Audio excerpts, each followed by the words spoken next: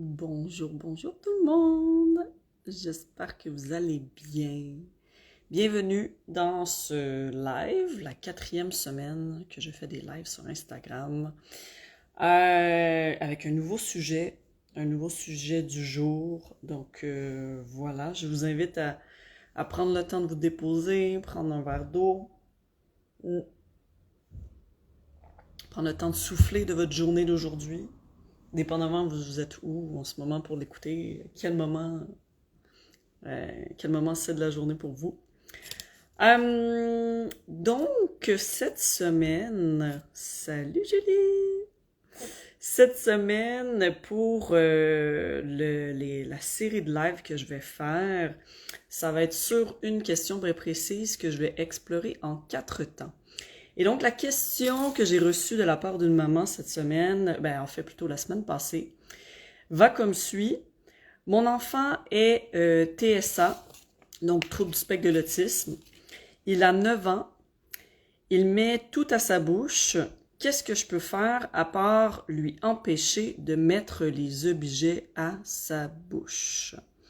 Donc, très belle question que j'ai reçue. Et comme je vous dis, je vais l'explorer en 4 temps. Question d'aller vraiment en profondeur. Salut Xavier! Hello, hello tout le monde! Question vraiment aller en profondeur au niveau de la question. Hein. Vous, ceux qui me connaissent, vous savez que moi, ce qui est important, c'est d'aller chercher la cause de la cause. Et donc, d'aller de surface pour mettre en place des interventions parce qu'on veut aller vite, ça ne sert absolument à rien et certainement pas dans le domaine de l'humain. Dites-vous en face de vous, vous avez un enfant qui est en face de vous. Mais d'abord et avant tout, c'est un enfant avec un système nerveux qui est en train de se développer. Et quand bien même qu'ici l'enfant ait 9 ans, c'est tout de même un beau système nerveux en train de se développer, qui a justement, hein, vous le savez, dans les dernières semaines, c'est ce que j'explorais avec vous, tout a un ordre. Hein, au niveau des étapes évolutives, au niveau du développement neurologique, au niveau du développement neurodéveloppemental. Et en tant que parent, c'est la clé de comprendre ça. Salut mon cher Thierry! Coucou, coucou! Donc, hyper important, mes chers parents, d'aller aiguiser vos connaissances à ce niveau-là. Parce qu'à partir du moment où on comprend, on voit les comportements, les réactions émotionnelles, les demandes, peut-être dans ce que vous voyez comme étant une exigence aussi de la part de votre enfant, vous allez voir la situation de manière complètement différente. Et si vous le voyez d'une autre manière, c'est parce que vous avez acquis des connaissances qui vous permettent de réellement comprendre ce qui est en jeu ici. Hein? Parce que sinon, c'est trop facile de basculer en se disant « Ah, c'est parce qu'il fait des caprices. » Mais moi, vous me connaissez, c'est ce que je véhicule à travers mes conférences, à travers mes formations, à travers notamment avec mes mamans de mon groupe d'accompagnement Artemis. Les enfants ou toute personne qui réagit de manière colérique, en état de stress, en état de panique, ou ici, l'enfant qui met tout à sa bouche, tout a sa raison d'être. Tout a sa raison d'être. Donc, très, très, très important de se rappeler de cela. Donc, aujourd'hui, salut ma chère Olga! Donc aujourd'hui, ce qu'on va faire, c'est qu'on va explorer le sujet. Et c'est surtout que je vais vous émettre les différentes possibilités d'un point de vue neurodéveloppemental. Qu'est-ce qui peut expliquer qu'un enfant de 9 ans, notamment ici TSA, mette des choses à sa bouche? Pourquoi qu'on ferait ça? Je vais commencer en faisant un parallèle avec vous. Les personnes qui rongent leurs ongles de doigts, Les personnes qui ont toujours un chewing-gum dans la bouche. Les personnes qui fument, bien entendu. Les personnes qui mâchouillent leur paille. Tu sais, par exemple, vous commandez une boisson, là, peu importe où, puis qu'il y a une paille, puis que la personne a la mâchouille. Je vous pose la question, est-ce que vous pensez que c'est juste comme ça? Que la personne, elle se ronge les ongles et elle en développe une habitude juste comme ça? La personne, elle fume juste comme ça? Au-delà de la nicotine, au-delà... Mais je parle si la personne, vraiment, au niveau de sa bouche, au niveau, tu sais, c'est une personne qui ronge ses ongles, qui fume, qui mâchouille ses pailles, qui a tout le temps du chewing-gum dans la bouche, fait tout le temps qu'elle ait quelque chose à la bouche. Est-ce que ça serait juste comme ça? Et vraiment, c'est un appel à tous. Hein. Allez-y. Hmm? En fait, la réponse ici, c'est que tout comportement qui se répète hmm, a sa source, a son explication, et d'une certaine manière comble le système nerveux d'une personne. Autrement, elle ne le ferait pas. OK? Une personne, par exemple, qui n'a pas été allaitée, qui n'a pas eu de suce ou tétine, et qui, parce que, par exemple, est arrivé, bon, je sais pas moi, il y a eu un retard de croissance du bébé fœtus dans le ventre de sa mère, et lorsqu'il naît, bon, on peut pas téter, donc, bon, c'est pas de la faute à personne, donc ne peut pas téter, prend pas la suce, et donc cet enfant-là a besoin d'être gavé. Ok, je vous conte des histoires que j'ai eues à répétition, moi, quand je traitais des enfants à ma clinique, et c'est une situation qui se répétait fréquemment. Mais qu'est-ce que vous pensez qui arrive? Si l'enfant n'a pas pu être allaité, n'a pas pu prendre de suce-tétine, et en plus, il a été gavé. Donc, il n'a pas pu explorer, il était gavé, et cette zone-là a été très, très difficile, autant d'un point de vue alimentaire que d'un point de vue exploratoire. Ce qui arrive, en fait, c'est qu'à 4 ans, 5 ans, 6 ans, 7 ans, 8 ans, 9 ans, tout ce qu'un enfant n'a pas pu explorer étant poupon va se manifester un jour ou l'autre dans son développement. OK? Donc, si l'enfant n'a pas pu parcourir toutes les étapes qui étaient nécessaires ici, dans la situation-ci, d'un point de vue oral, ça va se manifester un jour ou l'autre plus tard. Bonjour, bonjour Jacqueline! Donc, vous voyez à quel point c'est important de noter ça, d'avoir ça en tête.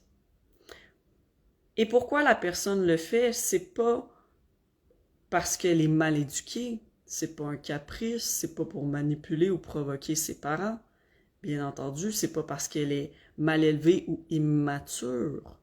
Non, c'est tout simplement parce que cette personne, elle a sauté, ou plutôt escamoté des étapes neurodéveloppementales clés alors qu'elle était poupon, et donc ça a un impact aujourd'hui sur son système nerveux en date d'aujourd'hui. Donc moi, j'ai vu à tonnes, mais à tonnes, des enfants qui avaient un profil comme je vous explique, qui mettaient à sa bouche des roches, des branches. J'ai vu des enfants qui mangeaient littéralement des tapis de gym en éducation physique. J'en ai vu qui mangeaient leur semelle d'espadrille, hein, de running shoes. Tu sais, les bâtons de colle Prit, des bâtons de colle, bon, la colle. Des crayons, mais vraiment manger. Hmm? Est-ce est-ce que l'enfant, d'après vous, euh, un enfant qui est comblé au niveau oral va faire ça? Va mettre naturellement des objets dangereux dans sa bouche? Bien entendu que non. Et on n'a pas besoin d'enseigner à nos enfants de ne pas mettre de semelles d'espadrilles dans la bouche. C'est d'un naturel. Mais pour qu'un enfant se rende à faire ça, tout de suite dans votre tête, il faut que ça déclique. Mon Dieu, cet enfant-là a un besoin oral non comblé. Tout de suite. Donc, d'emblée, cette semaine, le live, vous allez voir, on va l'explorer en 4 temps, mais je veux déjà que vous ayez ça en tête. Un comportement manifesté par un enfant qui est très gros, surdimensionné et qui se distingue de la masse tellement que c'est gros, ce n'est pas parce que l'enfant est mal élevé, mal éduqué, c'est parce que son système nerveux est en manque d'une stimulation et l'enfant tente de combler, même si le comportement est socialement inadéquat et non sécuritaire. Bonjour, bonjour à vous, les petits savons. Donc, très important de vous rappeler ça, mes chers parents. Comme je vous dis, un adulte qui fume, qui se ronge les ongles au point de se faire saigner le bout des ongles, qui mange des chewing-gums, des bonbons tout le temps, qui mâchouille les pailles, que vous regardez son crayon à mine, puis que mâchouillé même la gomme est effacée au bout avec l'embout de métal. Cet adulte a des manques oraux. Et si on abordait ça, plutôt que de se dire « Ah, la cigarette, c'est associé à la nicotine ou c'est associé à une habitude », mais qu'on regardait aussi l'aspect sensoriel relié, je suis sûre que beaucoup de fumeurs, pour qui ça serait beaucoup plus facile d'arrêter de fumer. Et pour m'amuser souvent, parce que, bon, vous savez, au Canada, il n'y a pas beaucoup de personnes qui fument, hein? Ben moi, ça m'est arrivé beaucoup de demander aux fumeurs, mais est-ce que vous avez été allaité? Parce que, oui, il y a une corrélation. Il y a une corrélation entre les personnes qui n'ont pas été allaitées puis qui n'ont pas eu, par exemple, de sustétine, donc qui ont eu un manque au niveau succion, régulation orale, et la corrélation entre je transfère ça vers des habitudes de vie orales qu'on appelle en neurodéveloppement, mais nocives. Donc, vraiment, mes chers parents, ayez toujours ça en tête. Est-ce que à date, ça fait écho pour vous? Il y a des questions qui montent. Moi, je suis toujours partante pour les questions. Donc, est-ce que vous avez des questions, mes chers parents?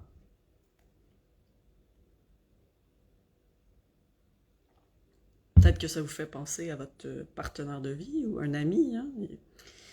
Moi, je vous parle de mon expertise en neurodéveloppement pédiatrique, mais ça touche tout le monde. Ce n'est pas parce que on n'est plus enfant qu'on n'a plus de besoins sensoriels. En fait, en tant qu'adulte, on a appris.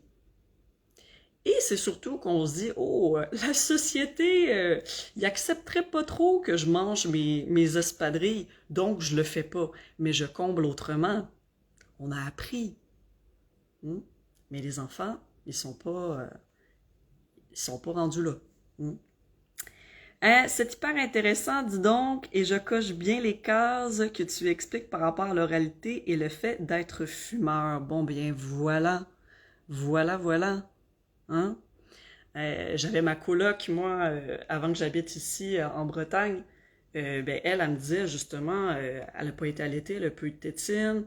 Elle avait beaucoup de problématiques par rapport à l'alimentation. Et tu vois, aujourd'hui, c'est une grande fumeuse. Puis là, je lui demandais, est-ce que t'aimes le goût puis l'odeur de la cigarette? Elle dit non, je déteste. Et est-ce que tu aimes le geste? Elle dit non, je m'en fous un peu.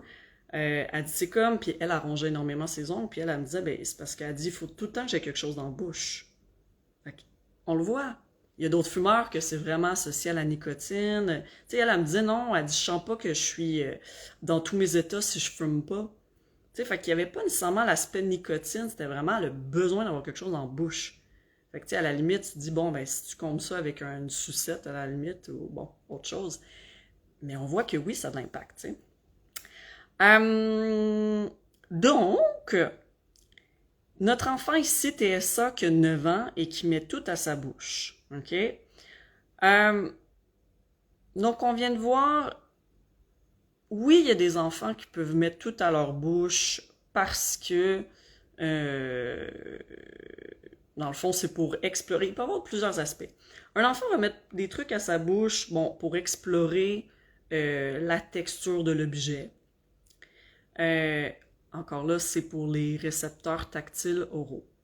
Il peut y avoir des enfants qui mettent des trucs à leur bouche pour faire de la succion, carrément, comme si c'était une tétine.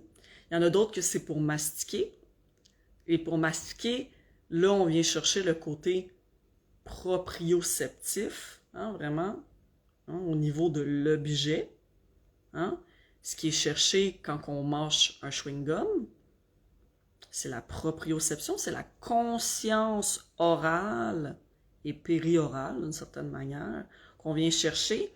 Et la proprioception, c'est le sens qui est hyper apaisant. Hein, de sentir la bouche, c'est quelque chose qui est très apaisant.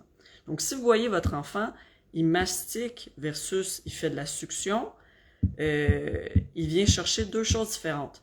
La proprioception, c'est surtout pour se calmer, s'ancrer, bien sentir sa bouche, tandis que la succion, ça va être quelque chose pour se réguler, amoindrir l'énergie, à la limite s'amener dans un état somnolent, et c'est pourquoi on donne aux bébés des tétines, c'est pour les aider à s'endormir, souvent. Hein?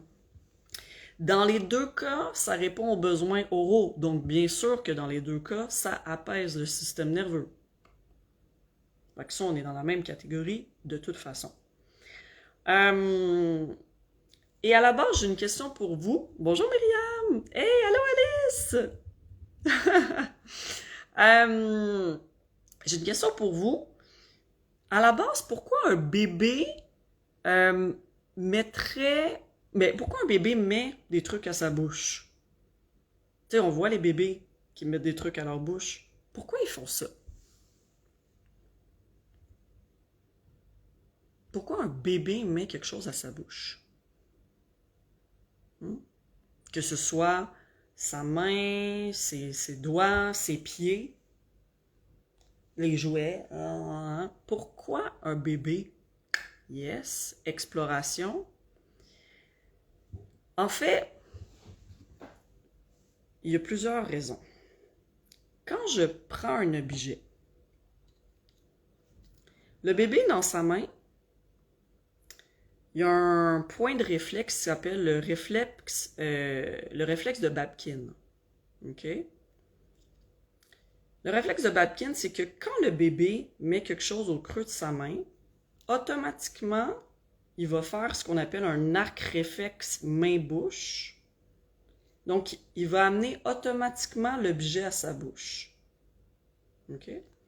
Donc, il met quelque chose dans sa main, pouf, directement sa main se dirige vers sa bouche et il se met à explorer. Le contact entre la paume de main de l'objet et le début du réflexe crée l'amorce de l'ouverture de la bouche d'un enfant et la sortie de la langue. C'est un réflexe. Pourquoi? Pourquoi que l'humain a ce réflexe-là? C'est parce que grâce à l'exploration de l'objet avec la bouche, l'humain se met à comprendre la forme des objets, se met à comprendre la texture des objets, se met à comprendre les subtilités au niveau de la profondeur, au niveau de l'organisation spatiale, au niveau de la température. Et ce qu'il faut comprendre au niveau du neurodéveloppement, c'est que notre cerveau a un mapping corporel qui est très, très défini pour chacune des parties de notre corps. La langue est probablement la zone de notre corps la plus représentée et certainement la plus claire chez un poupon. Le reste est flou. Hein, il vient de naître. C'est flou. Fait que qu'est-ce qui fait? Qu'est-ce qui est moins flou chez un bébé? Ses mains, sa langue, ses organes génitaux et ses pieds. C'est les zones qui sont les moins floues dans son organisation au niveau de son cortex. Donc, ce qu'il va faire, c'est qu'il va venir explorer et ça va lui donner de l'information. Et l'information, il va le classer dans son cerveau. Tac. Au niveau sensoriel. Hein? Exactement, Jacqueline. Il va comprendre son environnement. Il va commencer à comprendre de quoi est fait son environnement. Ah, ça c'est rond. Ah, ça c'est carré. Ah, ça c'est long. Ah, le bois, ça goûte ça. Le métal, ça goûte ça. Mais il va commencer à faire du lien et à organiser. OK? Et ça va lui permettre de créer des catégories, de créer des associations. Pour qu'éventuellement, quand on vous demandait à un enfant de 7 ans, pense à un carré ou pense à un cube dans ta tête. Mais je viens de vous le dire, vous avez toute l'image d'un cube dans votre tête. Mais si vous n'aviez pas exploré oralement quand vous étiez poupon, vous auriez peut-être pas l'image claire d'un cube dans votre tête. Dans le sens que tout part, nos conceptions des choses, de notre environnement et de la vie, ça part de notre jeune enfance poupon. La conception spatiale des choses. Hein? Je vous parle d'un verre d'eau, ben vous savez que c'est cylindrique, que ça a un creux. Mais pourquoi? Parce que probablement, quand vous étiez petit, probablement, vous l'avez exploré. Et vous avez catégorisé, vous avez classé. Hein? Ben, un enfant qui naît avec un trouble neurologique, comme ici, TSA, trouble du spectre de l'autisme, ou qui naît comme mon petit coco tout à l'heure, que je vous disais, avec un gros retard de croissance, avec prématurité. Après, le retard de croissance et prématurité fait que pas pu être allaité, donc pas de tétine, pas de suce, en plus il a été gavé. Puis là, tout ça fait que l'enfant ne peut pas explorer, mais il en a besoin de ces connaissances-là. Il en a besoin. Donc, on revient à ce que je vous ai dit au début de mon live. Mais bien entendu, qu'il va se mettre à explorer comme un poupon, mais à 4, 5, 6, 7, 8, 9, 10 ans, 11 ans, 12 ans, et qu'on voit encore chez tous nos cocos avec des troubles neurologiques. Moi, j'ai traité pour moi, c'était encore des enfants, parce que oui, d'âge mental et tout, c'est encore des enfants, mais de 18 ans, 21 ans, qui étaient encore en phase d'exploration orale. Parce que d'un point de vue neurologique en plus, avec le trouble, ça fait qu'ils ont des carences. Fait que, nonobstant peut-être le déroulement de la grossesse, l'accouchement, s'il a été allaité ou pas, en plus, au niveau de son organisation neurologique, il y a des carences. Donc, ils sont toujours en poursuite de compréhension de leur environnement. Toujours. Salut Arnaud! Donc, voilà. Toujours en train de tenter d'explorer, de mieux comprendre. Mais nous, neurotypiques, on a fait notre... Mettons que, grosso modo, tout s'est bien passé. Si vous n'avez pas été allaité, vous avez eu quand même le biberon, vous avez eu peut-être la tétine, nanana. Vous avez exploré votre environnement. Idéalement, les parents, on n'empêche jamais les enfants d'explorer oralement. Hein? Jamais, jamais, jamais. Moi, je dis tout le temps deux choses à mes parents à travers ma carrière, à travers mes formations, mes conférences, tous mes groupes d'accompagnement. Moi, il y a deux choses qui m'inquiètent chez les enfants. Tout le temps deux. Un enfant qui ne pleure pas et un enfant qui n'explore pas avec sa bouche. Bébé, là, je parle. Un bébé qui ne pleure pas et un bébé qui n'explore pas avec sa bouche. Ça, c'est inquiétant. Et si c'est pas fait là, ça va le faire plus tard. Ça, c'est sûr, sûr, sûr. Donc, voilà.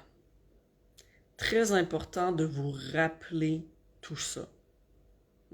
C'est normal pour un bébé poupon d'explorer avec sa bouche, et si ce n'est pas fait pour des raisons d'un point de vue neurologique ou de grossesse, accouchement et de non-allaitement ou de problématiques au niveau alimentaire, il va le faire plus tard.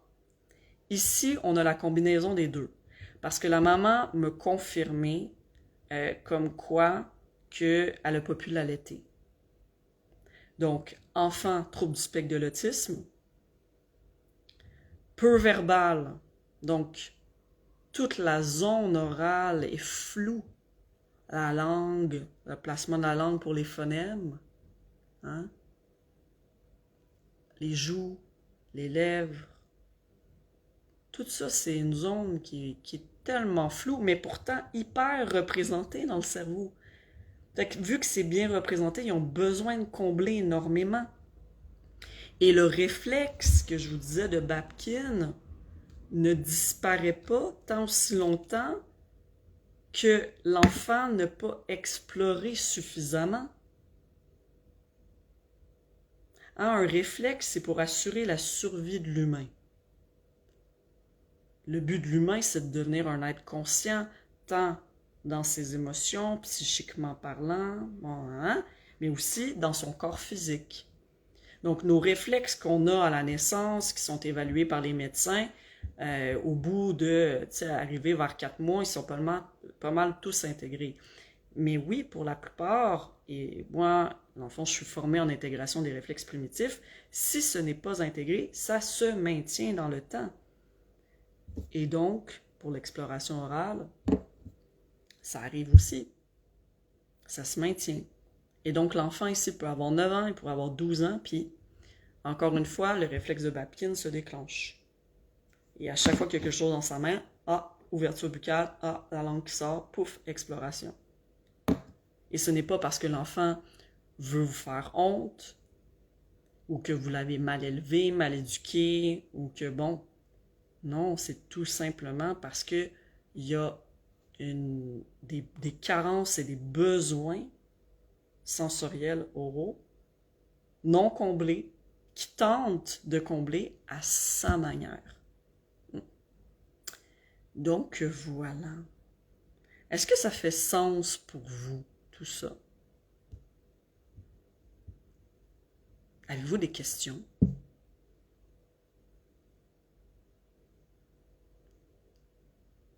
Demain, ce qu'on va faire, c'est qu'on va explorer davantage toute cette notion orale-là, le réflexe de Babkin. On va aller un petit peu plus en détail en neuro, parce que vous savez que c'est ça mon expertise, hein, tout ce qui est neurologique et neurodéveloppemental.